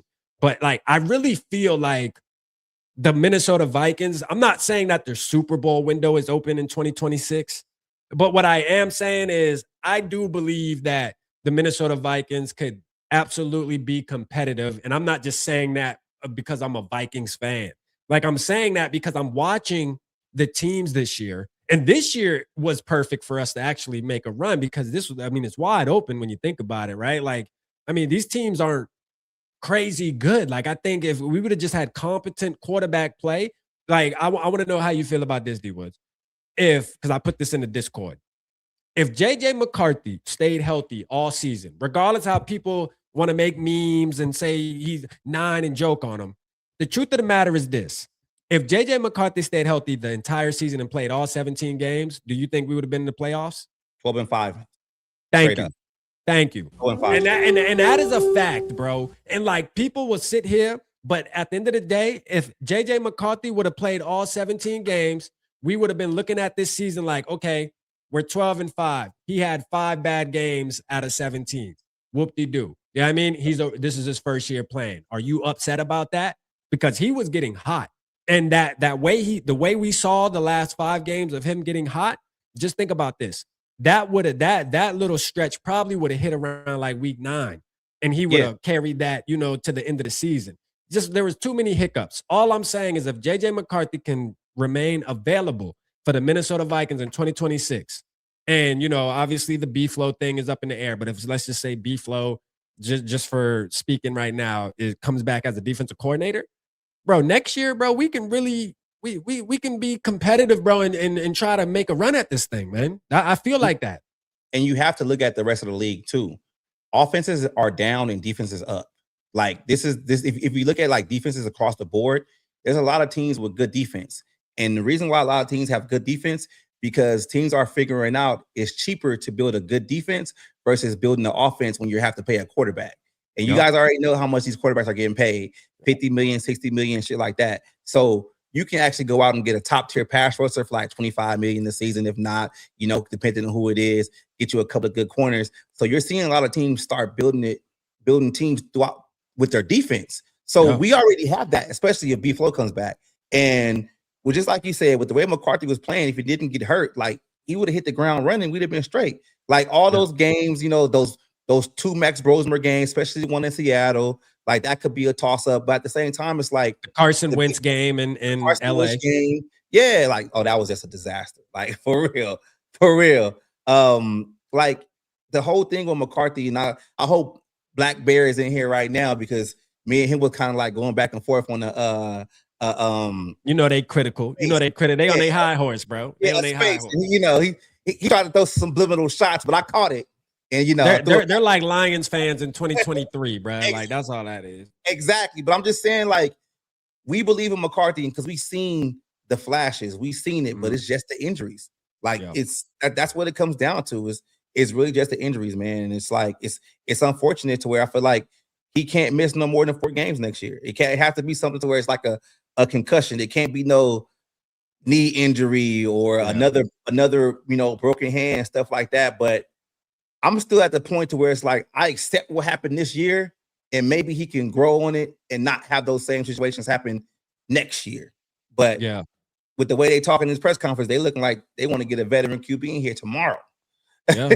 No, facts. I mean, the press conference definitely signals, veteran quarterback coming, but you also got to take that to Dwoods as, I mean, look at our quarterback room though. I mean, it's kind of obvious that a veteran quarterback was coming because especially Max Brosmer. I mean, you look at it like this. Even if the Vikings decide to keep Carson Wentz, you're still bringing in another veteran because you feel like, listen, we don't ever want to be in a situation where we have to use Max Brosmer. All right. Sorry, Max Brosmer fans. Hey, look, I tried to jump on board with y'all too and hype them up. The Vikings fan and me wanted to support them. All right. There was conspiracy theorists out there saying that Max Brosmer was the next, that Tom Brady, and the Vikings didn't want to show their hand. So they were just sitting him on the bench. And we absolutely saw why Max Brosmer is a UDFA, first of all. And shout out to the underdog, man. We're going to root for the underdog every time. But at the end of the day, Max Brosmer is unplayable at this moment. You will not win a damn football game like that with Max Brosmer. Now, we wound up squeaking that one out, but that's why, because B-flow, bro. Like man, listen, if you got to lean on Max Brosmer, bro, we going to go 3-14, bro. That is a fact. You got to bring in another quarterback regardless of how you cut it. Exactly. Exactly. Like I never got that. First off, you got another super chat. Shout out to Weevil in the building, man. Let's go. He said the Vikings can bring in Rodgers, man. F Rodgers. No, we don't want Rodgers either. Did you see Rodgers' last game? Like, no. No. No. And that goes to all the people that were on the Rodgers train before the season started. It's like, okay, you win. Okay, we had Rodgers this year. All right, we win 9 games, make it to the playoffs, whatever. We win 10 games, make it to the playoffs, right? One more game, we make it to the playoffs. Bro, Rodgers is washed, bro. Can we leave? Can we leave the 2011 or what was it? 2000? When did he win? 2011, 12, I think. Can we leave that shit where it's at? All right, that shit was us, man. My daughter was damn 2 years old, bro. She, come on, man. Like, we got to stop, bro. And this is my thing. I'm glad you talked about the Aaron Rodgers with Viking fans. Why are we the only fan base? And I'm not sure how other fan bases are, but I just see my fan base. So I'm calling my fan base out. Right. Every week, there's another quarterback that we want on this team. Like, it seems like we're more infatuated with everybody else's quarterback besides the one we got. Like, it done went from Aaron Rodgers to Kirk Cousins to Joe Burrow, Justin Herbert, Malik Willis, Kyler Murray. Like, no. And Malik Willis will not fit in this offense. I'm sorry, ladies and gentlemen. Malik Willis is not the type of quarterback that's going to fit in this offensive scheme. Malik Willis will do good in Baltimore or something like that, I can see. But when it comes to Kevin O'Connell's way of calling play, man, Malik Willis is not the type of quarterback you want, bro. I'm telling y'all right now. We watch D-Wood. That's a great point, right? We'll see a quarterback have a good night, and all of a sudden, he's our savior. Yeah, like, I just don't understand that. Like, be so infatuated with all these other quarterbacks. And it's like one of the ones I hate is probably Joe Herbert. Herbert. Herbert. Justin Herbert. Justin Herbert's like, come on, man. He's like Justin Herbert in the playoff. Like, we criticized Kirk Cousins for years. Can't win primetime games. This, that, and the third. Justin Herbert, right? For example, Justin Herbert, regular season, hey, good. He's prototypical 6'5", big, got a big arm, this, that, can be mobile with the size that he has. But when it's time to show up, he don't show up. People will say, what? It's a team sport. Bro, Justin Herbert, I don't give a damn if it's a team. Okay, it's a team sport. Justin Herbert should have threw 4 touchdowns and then let the defense let him down. He didn't do what the fuck he was supposed to do. You feel me? Like, he didn't do what he was supposed to do, bro. We cannot keep putting Justin Herbert on this damn pedestal. Now, with that being said, as a Vikings fan, right? And you may not be a fan of this, D Woods, but if it came down to, hey, Justin Herbert's available, you can add him to the Vikings right now. You know, that contract, obviously, no for me, but like, let's just say hypothetically, that contract isn't as big as it is, and we're able to bring him in for a reliable price. I can see Justin Herbert being a little more successful in a Kevin O'Connell's offense with Justin Jefferson. And because Justin Herbert, we got to also admit that he hasn't really had the weapons like we have on this football team, especially on the outside. So he's always had to work with a little less. So I would be interested to see what he could do with our type of weapons we have. So, you know, it would be interesting to, you know, and exciting, but nah, man, like Justin Herbert. I don't trust. I don't know. Trust yeah, you say you don't trust it. Hey, shout out my boy, man. Shout out Skull Mob, man, with the 1999. He said, I'm not saying I want them to trade. I said the Vikings. Oh, okay. Okay. I just don't trust it, man. I just feel like Kevin O'Connell will be like, "Ooh, I got Justin Herbert. We drop him back every play now. 45 dropbacks a game." Like, that's a fact. I'm cool on that, man. But when I'm talking about Kevin O'Connell, like, the thing about it is too, like, I get B-Flow shit, but Kevin O'Connell, you was brought in here to develop a young quarterback, identify him for the future. If you gotta, you know, crap out and basically go get you a veteran quarterback of Justin Herbert status, why are you still here? Because you didn't complete the job. You basically start building the house and abandoned it and went to another house. Yeah. Like, shout out Chad Wisty, bro. Pull that name up real quick, bro. Chad Wisty right there. That bro. Davis Mills? No. Now look, hey, hold up. You saying no, I get it. I'm not saying to come in as a starter. But what I will say, as a backup, bro, he's a veteran, and the Texans are smart because, you know, they keep him on the roster, something that the Bears did too. I want to give a shout out to the Bears again, which I hate doing, but, you know, keeping your boy, Tyler Bajan or whatever. You know, it's important to invest in a QB2. And what the Texans did was they drafted David Mills high and they kept him on the roster. And now when he does step in, bro, people will say he looked better than CJ Stroud. But like CJ Stroud just has that name, and, you know, you drafted him so high to where you're almost obligated to play him. And, you know, his jersey sales are already up there in Houston. So you kind of got to play your hand at this point. But like the reality is, bro, when you watch David Mills step in, bro, listen, okay. Like, bro, that's a good name. I ain't think about that, but that's a good name. But that's what teams got to start doing, though. They got to start reinvesting into backup quarterback. Like, I understand, like, teams have gotten away from that because the starting quarterback gets paid so much. But if we're going into a 18-game season and we're already in the 17-game season, like, players are going to get hurt. So you need to have a viable quarterback behind them. Like, I was really so pissed about the whole Phillip Rivers situation because I'm like, you really brought Phillip Rivers off the couch from coaching football, 44 years old, to actually start to help y'all get into the playoffs. You couldn't get a young quarterback from nobody's practice squad? Like, nobody's practice squad. That was the guy you want. But that was kind of similar to me. Like, I call bullshit on it because it was similar to the Jeff Saturday situation that they did a couple of years back where they already had Reggie Wayne in the building who was there as a, you know, receiver coach. But then they went and got Jeff Saturday off of ESPN and had him coach the rest of the year. Like, y'all really have no vision. No you vision. know, like that was like, come on now. But teams got to start reinvesting in backup quarterbacks, man. They have to. They have to. Especially like, the Minnesota Vikings. Yeah. Especially the Minnesota Vikings, bro. We have to invest in our depth at quarterback, and we have to get some competent quarterback play, bro, because and the thing is this, man, like, you know, everybody want to talk about how in the Vikings organization about how they so analytical and look at the data and all this shit. When you think about the Vikings front office, you think geeks. All right. Like, that's reality. You don't really think football, like real football. You think geek, which is fine. Like, that's fine. That's, you know, that's their thing. Right.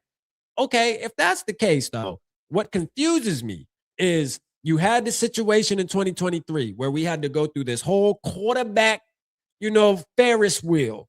All right. 2 years removed from that, you go through the same shit again. All right. And now my question would be, if you see that you have this evidence, you have this data, why aren't you using it to your advantage? You can't tell me that Carson Wentz was a guy that you sat back and said, hey, bro, the past couple of years, the quarterback for us has been partially a reason why we either make the playoffs or we don't, or even be competitive when we even get in there, is because the quarterback, we don't know. Like we keep getting injuries, or, this person ain't available, this, that, and third. Bro, this year, be intentional. Be intentional, Yeah. man. Take care of it. Yeah, take care of it. That should be the first move. I understand, like, there's guys out there that a lot of us, really are not cool with. I mean, but at the same time, if you have a viable backup in there, like, don't give him a 1-year deal either. Like, that's another thing too. Invest. Like invest in them. Give him maybe 2 years, 1 year void year, so it looks like 3. That way, you got them in your system, for a long stint of time, versus you don't got to have the situation. It's like you said, happening all over again, which was 2 years ago. Like, why we keep having the same conversation? That's my thing too. Why we keep having these same conversations? That at the beginning. Why do we continue to have the same conversations, bro? Yeah, it's like, come on, go out there and go get a guy. And Mac Jones was another guy. Like, Mac Jones was available. Mac Jones. Shout out Micro Mike in the building, man. Shout out Micro Mike, man. I see you, bro. Lions today. Shout out to you, bro. Hey, congratulations on the 100K subs too, man. Hey, Micro Mike.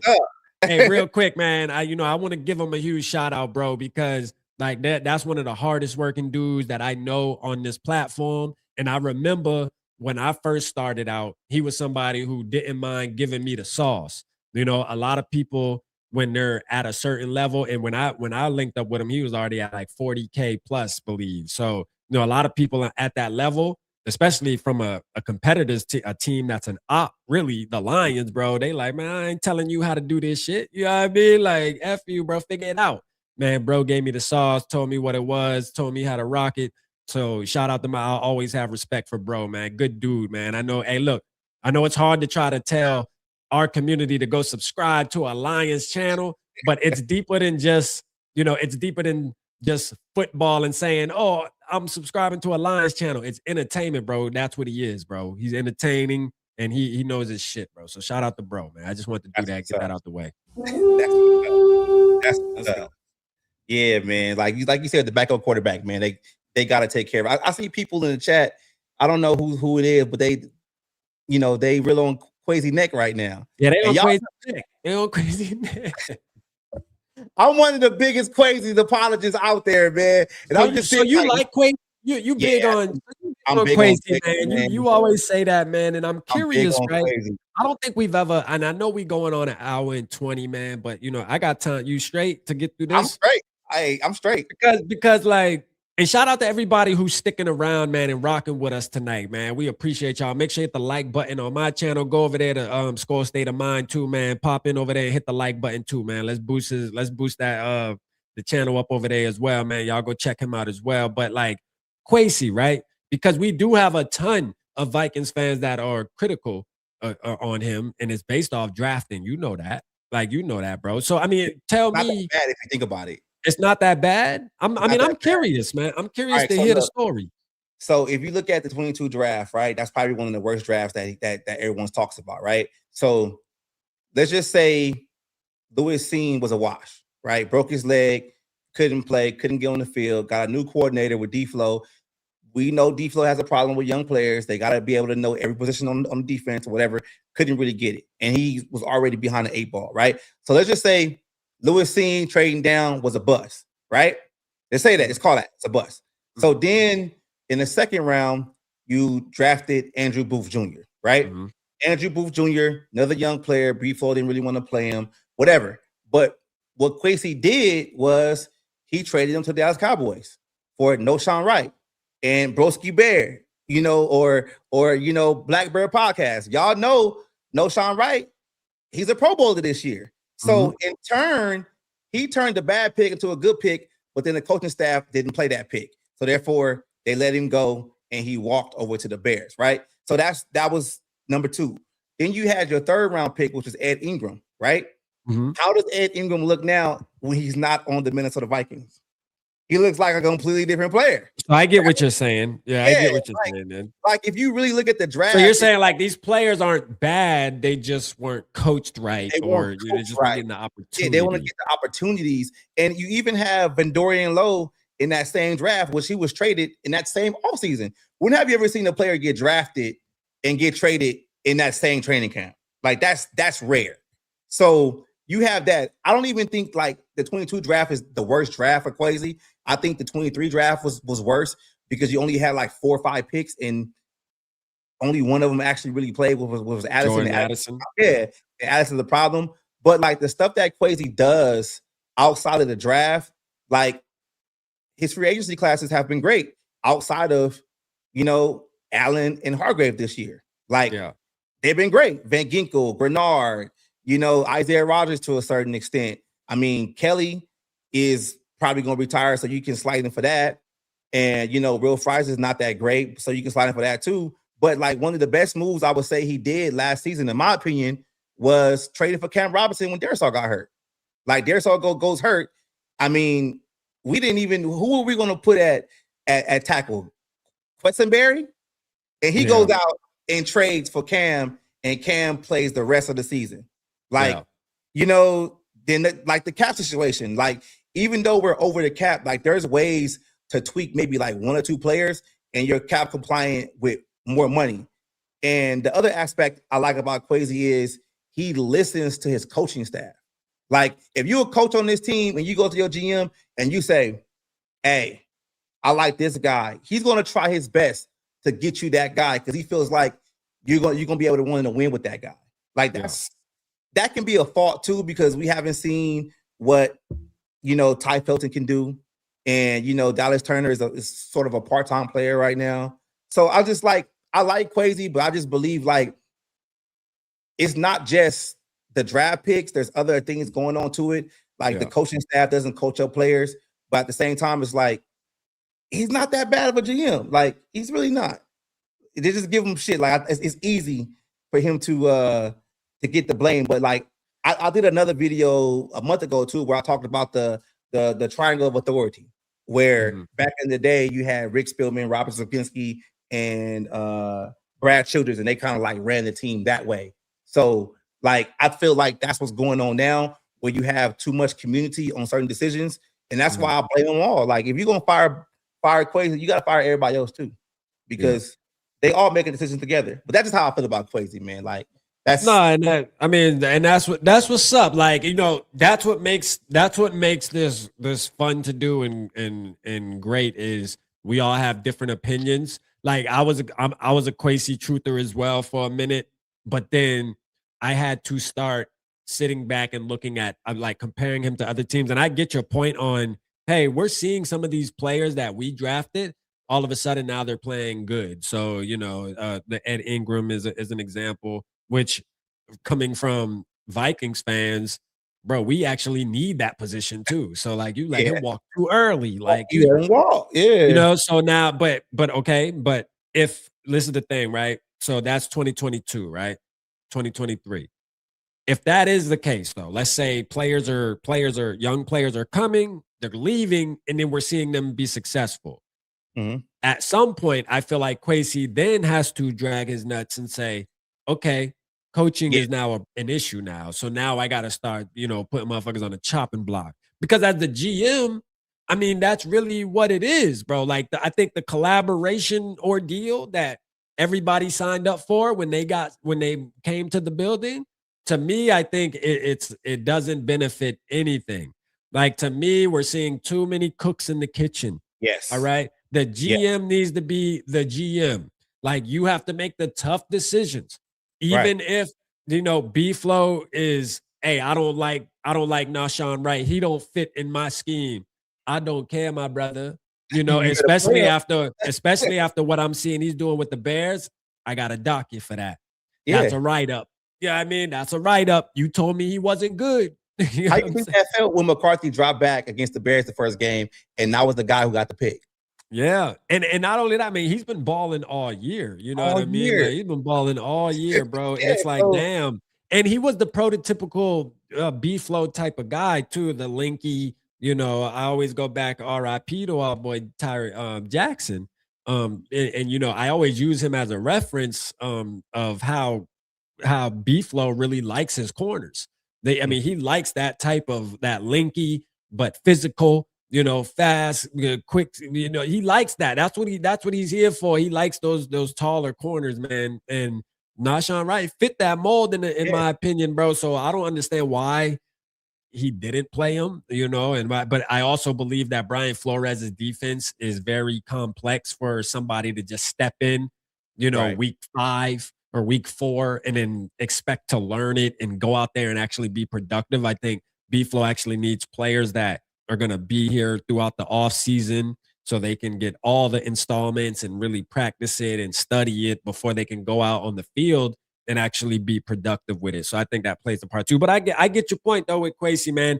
There's a lot more people though that say, man, he got to go. Hey, so think about Mekhi Blackman for example, right?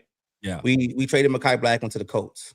Now, so you willing to tell me, well, we saw from Jeff Okudah that we really traded Mekhi Blackman so Okudah can play? Like, that was like, really? Like, and you really in the season with only 3 corners. Like, and I was a Jeff Okudah truther, that, man. Hey, I got it wrong. I mean, got it wrong on that, bro. Got it wrong. I would have kept them both. It's like, for real. But I just don't get it, man. Like, there's a lot of players out there that was drafted by Kwesi, just brought in by Kwesi. That's basically playing in other places. I'm saying it could be worse. It could be worse. It could be worse. Could be worse. I'm not saying he's horrible, but I do believe that you look at some of the other GMs around the league that are actually team building. And one thing for sure, I think drafting is very important. And, now that you put it in that perspective, you can look at it and say, okay, these players aren't that bad. Now, Andrew Booth, a bust, bruh. Andrew Booth is a bust. I'm even comfortable enough to say that Lewis Cine wouldn't be that good in the NFL either. And we kind of have that evidence because he's been on multiple teams now and nobody's using him. He can't. You know what I mean? He can't stick with nobody. Right. So, obviously it was the right thing to do to get rid of him. And I gotta say this though, Rap. My bad, man. Yeah, no, go ahead. Fans, stop talking about Cal Hamilton, please. Oh yeah, that because but we said that though, Woods, like Kwesi was going to have to wear that on his jacket for the entirety of his NFL GMing career. It is what it is. He made the decision. But I'm gonna ask you this though, Rap. If we drafted Cal Hamilton, where is he gonna play? Oh, he would have played. You want to know where he would have played? So first of all, Cam Bynum would have been gone. You know what I mean? Earlier. Yeah, Cam Bynum would have been gone, bro. Okay. They would have, man, Cam Bynum, you out of here. Or you just going to be a safety. Cam Bynum's career, it would have been a disservice to him because Cam Bynum's career wouldn't be where it's at right now. Because he would just be a backup. You know what I mean? Like, he would have just been a backup for the Minnesota Vikings under the radar, but still would have been a good backup, good depth piece. That's how you build, though. That's kind of what you want. But he would have probably replaced the Metellus role. Yeah. And it's crazy, bro. I sent the video in the Discord last night as we're watching the Texans, man. And, obviously this is fresh starting YouTube and I'm out here looking for players that I like. And I was very like, I don't like to say, oh, I like this player and that player and that player. Usually during the draft process, I pick like 3 to 5 players that I'm like, hey, this is Rap's wish list. I'm not going to name 50 players that I want or 20 players that I want. I just got 3 players that I want on my wish list. All right. And that year specifically, when I said Jalen Petrie, bro, Jalen Petrie was one of my favorite players coming out of that draft at safety, bro, playing for Baylor. That dude was a damn savage. And when we passed up on Kyle Hamilton, I was like, all right, cool. You're going to wind up getting an offensive player, another player at our pick. But then in the second round, Jalen Petrie, come on down, bro. Like, we would have been good. That's what I was hoping Kwesi would have did, bro. He let me down. Man. He went in a completely different direction. Completely different, man. But, hey, he has another year, bro. He has another opportunity. This draft's make or break. This draft's make or break. This is probably the first time he's actually going to have a 3rd round pick and a 2nd round pick in 1 year, Because if you look at the drafts, like he has years where he doesn't even have a 3rd round pick because they traded it away so much. So bro, I feel like the 1st, 2nd, and 3rd round picks need to be starters or like actual like impact players right away, like players that are actually going to play. Hey, pull up Two Evils super chat real quick. Shout out my boy 2E, man. It says it makes 0 sense trying to be competitive for a Super Bowl. Every effing year, the reason Vikings never get back to the Super Bowl but win a bunch of meaningless games in the regular season, their depth suffers from this too. Yes. Man, you on point with that. That's a fact, bro. That's what we were talking about right now. Too, with that. Yeah, they need more depth. Like this team is old. They got old fast by trying to fill the holes with veteran guys on larger contracts, and they don't have the flexibility of the young players on a lot of rookie deals. And if you really think about it, that's why special teams is bad. Special teams is bad because the bottom of the draft are the special team players, and those guys don't make the roster, so they don't play. So you got to go out and sign guys like Eric Wilson, who you signed him as a special teamer, but then he shows more flashes as a starting inside linebacker. But it's like it's hard, man. Like the roster building on this roster needs to get a whole lot better. And Kwesi, like, I call him out too. Like this draft right now is big, man. Like it's big. Like you said, like 1 through 3, they gotta come in, hit the ground running. They gotta be contributors. I'm not saying they gotta be superstars or nothing. But they gotta be contributors. That's a good word. They gotta contribute. They gotta contribute. Like it can't be guys to where you in the 3rd round you take another Ty Felton where he has to sit a year to develop. It's like, nah, we don't need that. We need guys that can plug these holes right now. And I'll say this past draft to me, Woods was one of his worst in my opinion. I think just because like the Jackson pick to me, that was a layup. That was good, right? I give him his credit for that. But I think everything after that was disaster, bro.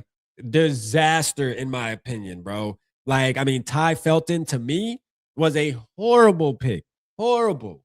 Like especially when you go back now and look at the players that were available, at the same time, that you're watching on other teams actually be an impact player. You're like, yo, what? You're out of everything. We got Jordan Addison, we got Justin Jefferson, Jalen Naylor coming back, and you thought we needed a wide receiver when you only went into the draft with 4 picks?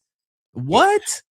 Like, make it make sense to me, my brother. Is Ty Felton that good that you felt like that he had to be a Minnesota Viking? Man, come on, man. And that's when I say, like, that's listening to your coaches to a fault, because that's what Keenan McCardell wanted. Like, I believe in Keenan McCardell a lot. I think he's one of the best coaches on this roster. For sure. I mean, Stephon Diggs, like all these Maryland guys, like, Justin Jefferson, shit like that, Jordan Addison. Like, I wouldn't be surprised if Felton, takes a step, but that's just me hoping. But you're right. Yeah. But you're right. You could have took Travion Henderson. You could have took Quinshon Junkins. You could have took Caleb Johnson. Like how you have like the players that you wanted. There's still names in my head to where it's like I really just wanted a running back. I wanted a running back, like bad. Like, bro, look at Henderson, bro. Yeah. Bro, I wanted Henderson bad. Like, he was the running back I wanted. I wanted any of them dudes. Like, it was so many running backs coming out last year to where even if you have to like take some draft capital from this year's draft to get that young running back stud, you could have did it. Like, it's so many names. Like, Caleb Johnson doesn't even play for the Pittsburgh Steelers. Like, he was available too.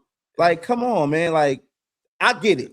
But it's like I said, I call it out both ways, man. I give him his flowers when I like something, but when it's something stupid like that, I gotta call it like I said, because now you have to go in this draft and get a running back. If not, sign another one. No, that's a fact. That's a fact. Shout out TK, man. I see you. Oh, appreciate you, man. Yeah, for sure, man. Shout out TK, man. I see you in the building, though, man. Shout out to you. He said, Judkins was RB1 on my big board. We gotta get young. Man, we have to get a running back this year. I think running back is absolutely needs to be, one of the top priorities for the Minnesota Vikings. But also, I mean, this is the thing. This is another knock on Kwesi is 5 years in, we shouldn't have so many needs. No. And I think as we sit back now as fans and as we enter this whole process of a draft talk and what the Vikings need to do to be better in 2026, there's a lot. You know what I'm saying? It's a lot. And adding on top of that, the quarterback is still kind of up in the air, regardless of whether you're a fan of JJ McCarthy or you're not. I mean, the reality is, bro, he didn't prove himself to be the guy yet. Like, I mean, can he? I think this year would maybe solidify that if he can play the whole season. But right now, we're still in a position, like you said at the beginning of the show, Woods. We don't know what the quarterback situation is. Honestly, we don't. We know JJ McCarthy's a Minnesota Viking, but other than that, shit. Yeah, we don't know if he's the franchise guy, bro. And the GM didn't commit to him. Hey, and it goes back to my point when I said it earlier. Like, we 5 years in, and we got the same problems we had when we fired Mike Zimmer and Rick Spellman. It's the same problems, bad drafts, all that shit. And it's just like, what progress are we making? But if we have another season like we had last year, man, it's heads got to roll, man. You can't bring it back. Do you even see the Vikings doing anything on the coaching staff this offseason to make it a little bit better? And who would you bring in to help out? I mean, like, again, I think are we talking as if Brian Flores would be back? Offensive side of the ball. Oh, the offensive side of the ball. Offensive side of the ball, to me, I think Josh McCown is a little overrated, in my opinion. Yeah, I think you can honestly upgrade at that. I know that might sound crazy tonight, but as y'all go back and do your research, you will notice that boy that we sent to Jacksonville, Udinsky, that kid we sent, that now teams are actually looking at as a head coach. We might want to make this boy the head coach, because you see what he did with Trevor Lawrence this season too. It seems like wherever he going, the quarterback just seems to be playing amazing. Oh, bruh. Like, I mean, there it is. It is. You know, sometimes it takes the guy to go somewhere else to then see him do it again. And you're like, okay, there's the formula. There was the brains in the room. There was the guy that really knew the formula and the sauce. And Udinsky, to me, seems like he was that guy. I hate that we let him go. So, I mean, I say that to maybe try to find another quarterback coach to come in for JJ McCarthy, because it's not that Josh McCown can't work out, but like at the end of the day, and Wes Phillips too, bro. Wes Phillips got to go. Yeah, Wes Phillips got to go. Wes Phillips got to go. Wes Phillips got to go. I know it's hard because, you know, I like Mike McDaniel. I know people are like, oh, Rap, you know, we can't get Mike McDaniel because Kevin O'Connell ain't gonna give up play calling. I don't give a damn. I want Mike McDaniel. I think Mike McDaniel's brains in the room would make a difference, in my opinion, more than Wes Phillips. All right, that's all I'm saying. I'm glad Mateo said this one about the conditioning coach. I think the training facility, conditioning facility, they in question too. Yeah, and like guys not being able to come back from injuries, or you're bringing guys back too early and they get re-injured again. You got guys playing hurt. Like it's been all bad this year with the injuries. Like, I know like the highest one is probably Carson Wentz, but at the same time, if you look at the injuries across the board, offensive line injuries, you know, and the one injury that's not talked about enough to me is the Jalen Nailor situation. Like, who told him he was going to miss time because of his hand, but then he flies to LA and does a second opinion and gets surgery, and he hasn't missed a game. You know, it's like something's wrong there with the coaching staff, with the training staff. And I'm glad Mateo brought that up, because I feel the same way. Like, no, Mateo be talking, bro. I ain't gonna lie. Yeah, shout out Darius, man. What it feels super chat say. We ain't get to read that shit. What did it say? I don't even know how Vikings future look because we keep signing and filling holes and not developing draft picks. Yes. Yes.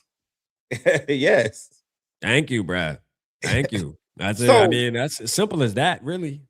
So do you think when they don't develop draft picks, you think they're just like in win now mode, or both systems on the offensive side of the ball or defensive side of the ball is so complex to where it's going to take a young guy from college time to actually dissect it and figure it out? Like, is all that in play, or are we just drafting the wrong guys? I think we're just super anxious. I think they feel the energy around the fan base as well, around the city.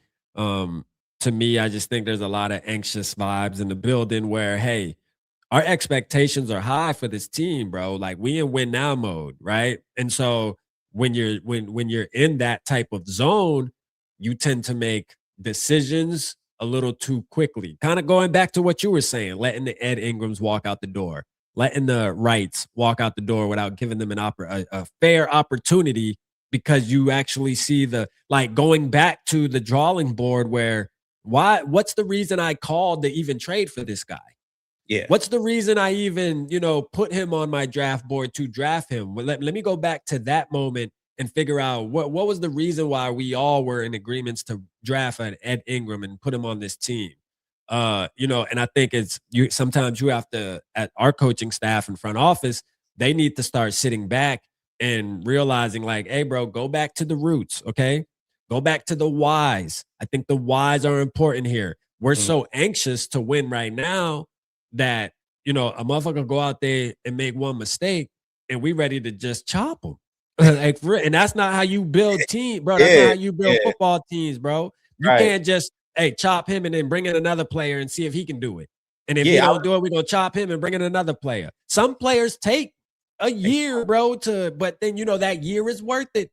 It's an investment. It's worth it. Like the first year, they might be mid, but you continue to let them play, they turn into a star. It happens all the time across the league, bro. We've seen it. We've seen it firsthand. Xavier Rhodes was drafted by the by Frazier's regime, right? And that dude was always getting penalties for pass interference, holding. Like he was trash.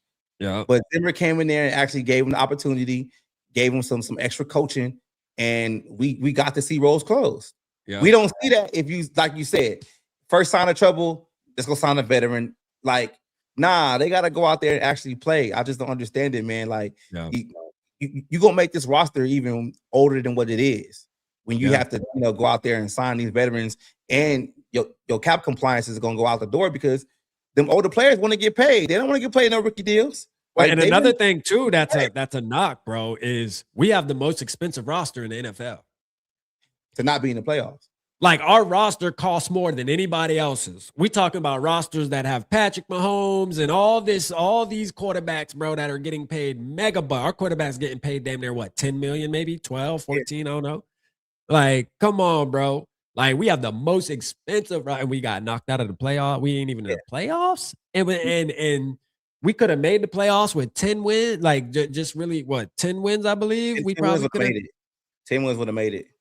Like, come on, man. You gotta do better, man. There's a problem there. And we're gonna have to look into that problem. But I think it comes down to, like we talked about, you have to be willing, first of all, to develop players. And this goes to the JJ McCarthy, people that don't want JJ McCarthy either.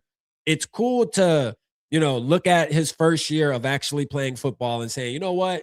He ain't the guy, bro. We need to move on. That's fine, right? If you feel like that, nothing against people that feel like that, die on that hill. In my opinion, we've made this mistake too many times. I want to try something different. All right. I'm willing to see one more year. I'm willing to see I want to see another full year, bro. Second year play, So how you feel about that comment about Anthony Richardson?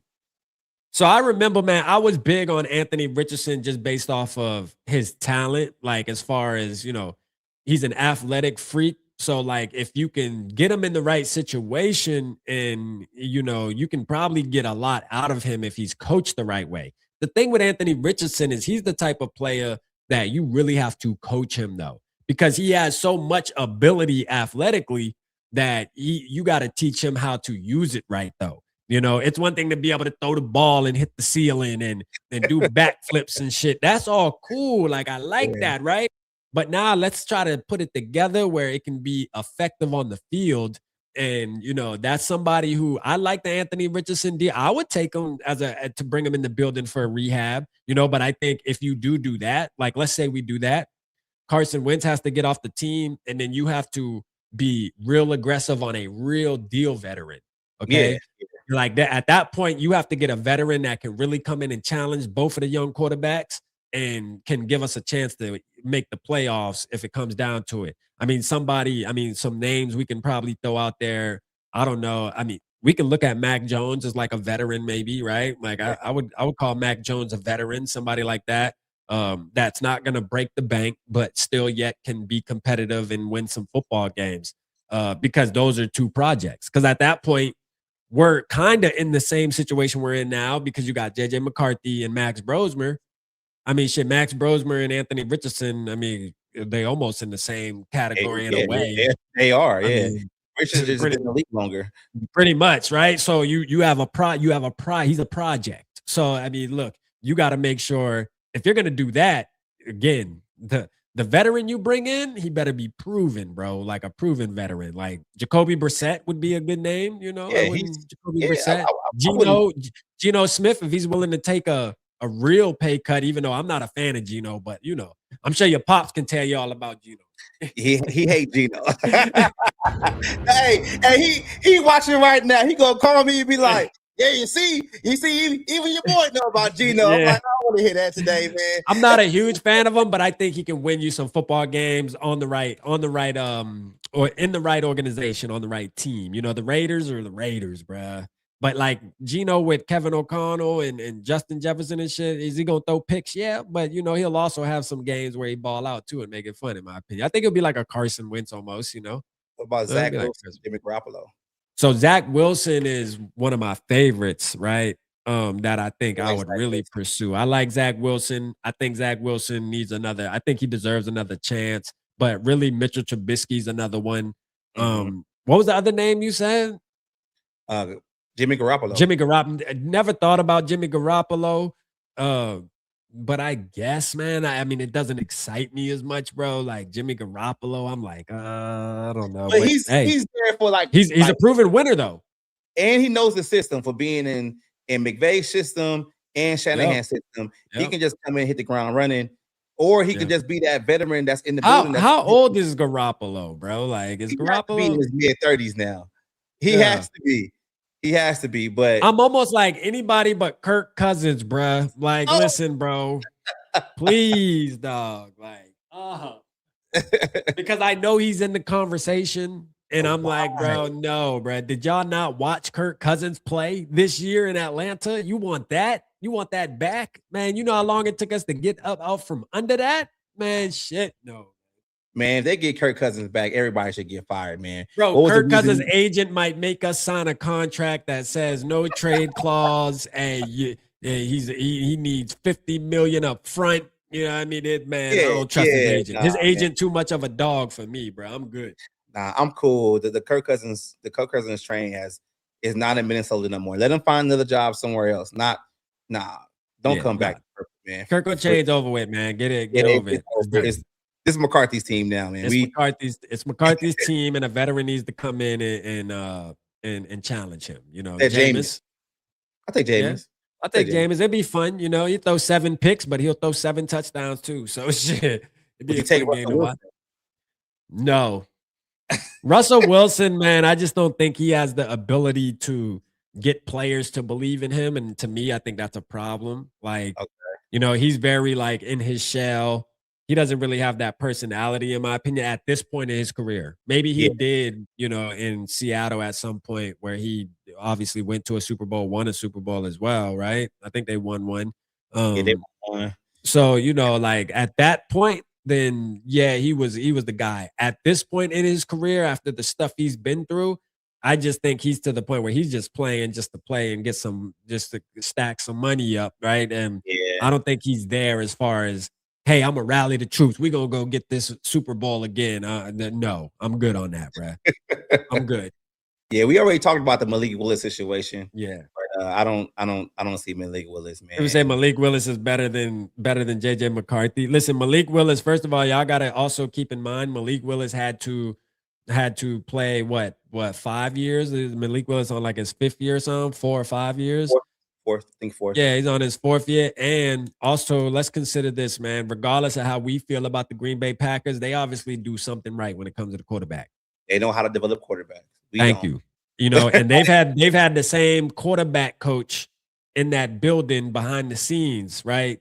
Since Aaron Rodgers was sitting on the bench, from what I heard. That's So crazy. like they have somebody who really intentionally comes in and helps develop the quarterbacks that they draft, that they have sitting. So like that says a lot about how they do things over there and how serious they take the quarterback position. Something that, you know, maybe the Minnesota Vikings need to take some notes on, bro. To be honest with you, man. I know we hate the Packers. I hate them with a passion. But we got to call it for what it is when it comes to quarterback. And that's a sign of why Malik Willis may look a little better than we think. Now, the question is, Malik Willis in Minnesota, would he be the same Malik Willis? I'm going to have to say no. I'm going to have to say I don't think he's ready to go through the reads and the progressions like Kevin O'Connell's going to expect of him and him look the same. I just don't think it's going to happen. I'm sorry. Will Levis? Hell no. Nah, man, I'm good. I'm gonna keep Max Brosmer. I'm good. Fuck it.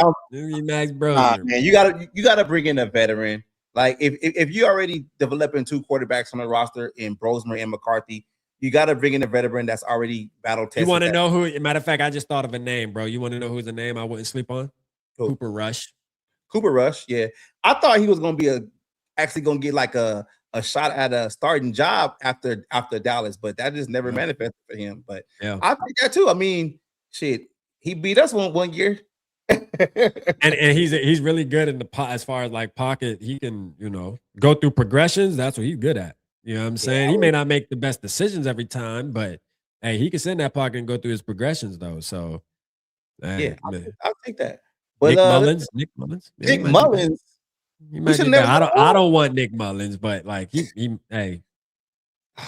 If they start bringing guys back like Kirk and Nick Mullins, man, what are we doing? I think, yeah, before we get up out of here, Woods, man, because I know we've been on for a minute, right? Appreciate you too, man. Going on 2 hours, man. Yeah, this show been lit. I got to take my ass to bed too, man. I got to work, man. Shout out everybody in the building. But before we get out of here, I want to say this. We, as the fan base too, and I'm guilty of this, and we got to get better with this. We gotta stop wanting to move backwards. I think that's part of the problem. Players that we already had and they're not on the team anymore, then hey, look, bro, let them go live their journey, bro. Let them go. Kirk Cousins, Nick Mullins, Johnny Munt, Ezra Cleveland, Ed Ingram. Look, we missed that shit, bro. It is what it is, dog. We gotta live with it. Let them the hell go. It's time to build the future. New players, we got to get some new faces up in the bed. Now, Eric Wilson, hey, he's a you know what I mean? I'm glad we brought bro back. You feel? He deserved to come back. It works out, yeah. If they work out, it's all good. But now we talking about quarterback, man. Fuck that, man. We ain't going backwards, man. If you played for the Vikings and you ain't here no more, your ass ain't never coming back. I feel you, man. I feel you. It be a lot of that, man. Trying to reach back to the past. I mean, look what happened with Thielen. We just wasted a draft pick for that. No, that's a fact, bro. Like we didn't need to do that. But thanks, Rap, man. I really appreciate it, man. It took us a minute to actually link up. Yeah. Hey, it is what it is, though, man. Appreciate it. Glad we linked, man. I'm glad we linked, man. Yeah, we're gonna do it some more. You know that. Yeah, we got a long off season, man. For sure, man. We just getting started, baby, man. Shout out to you, man. Appreciate everybody in the chat, man. Thank y'all. Yeah, thank you, everybody, man. Thanks, Rap. Yes, sir.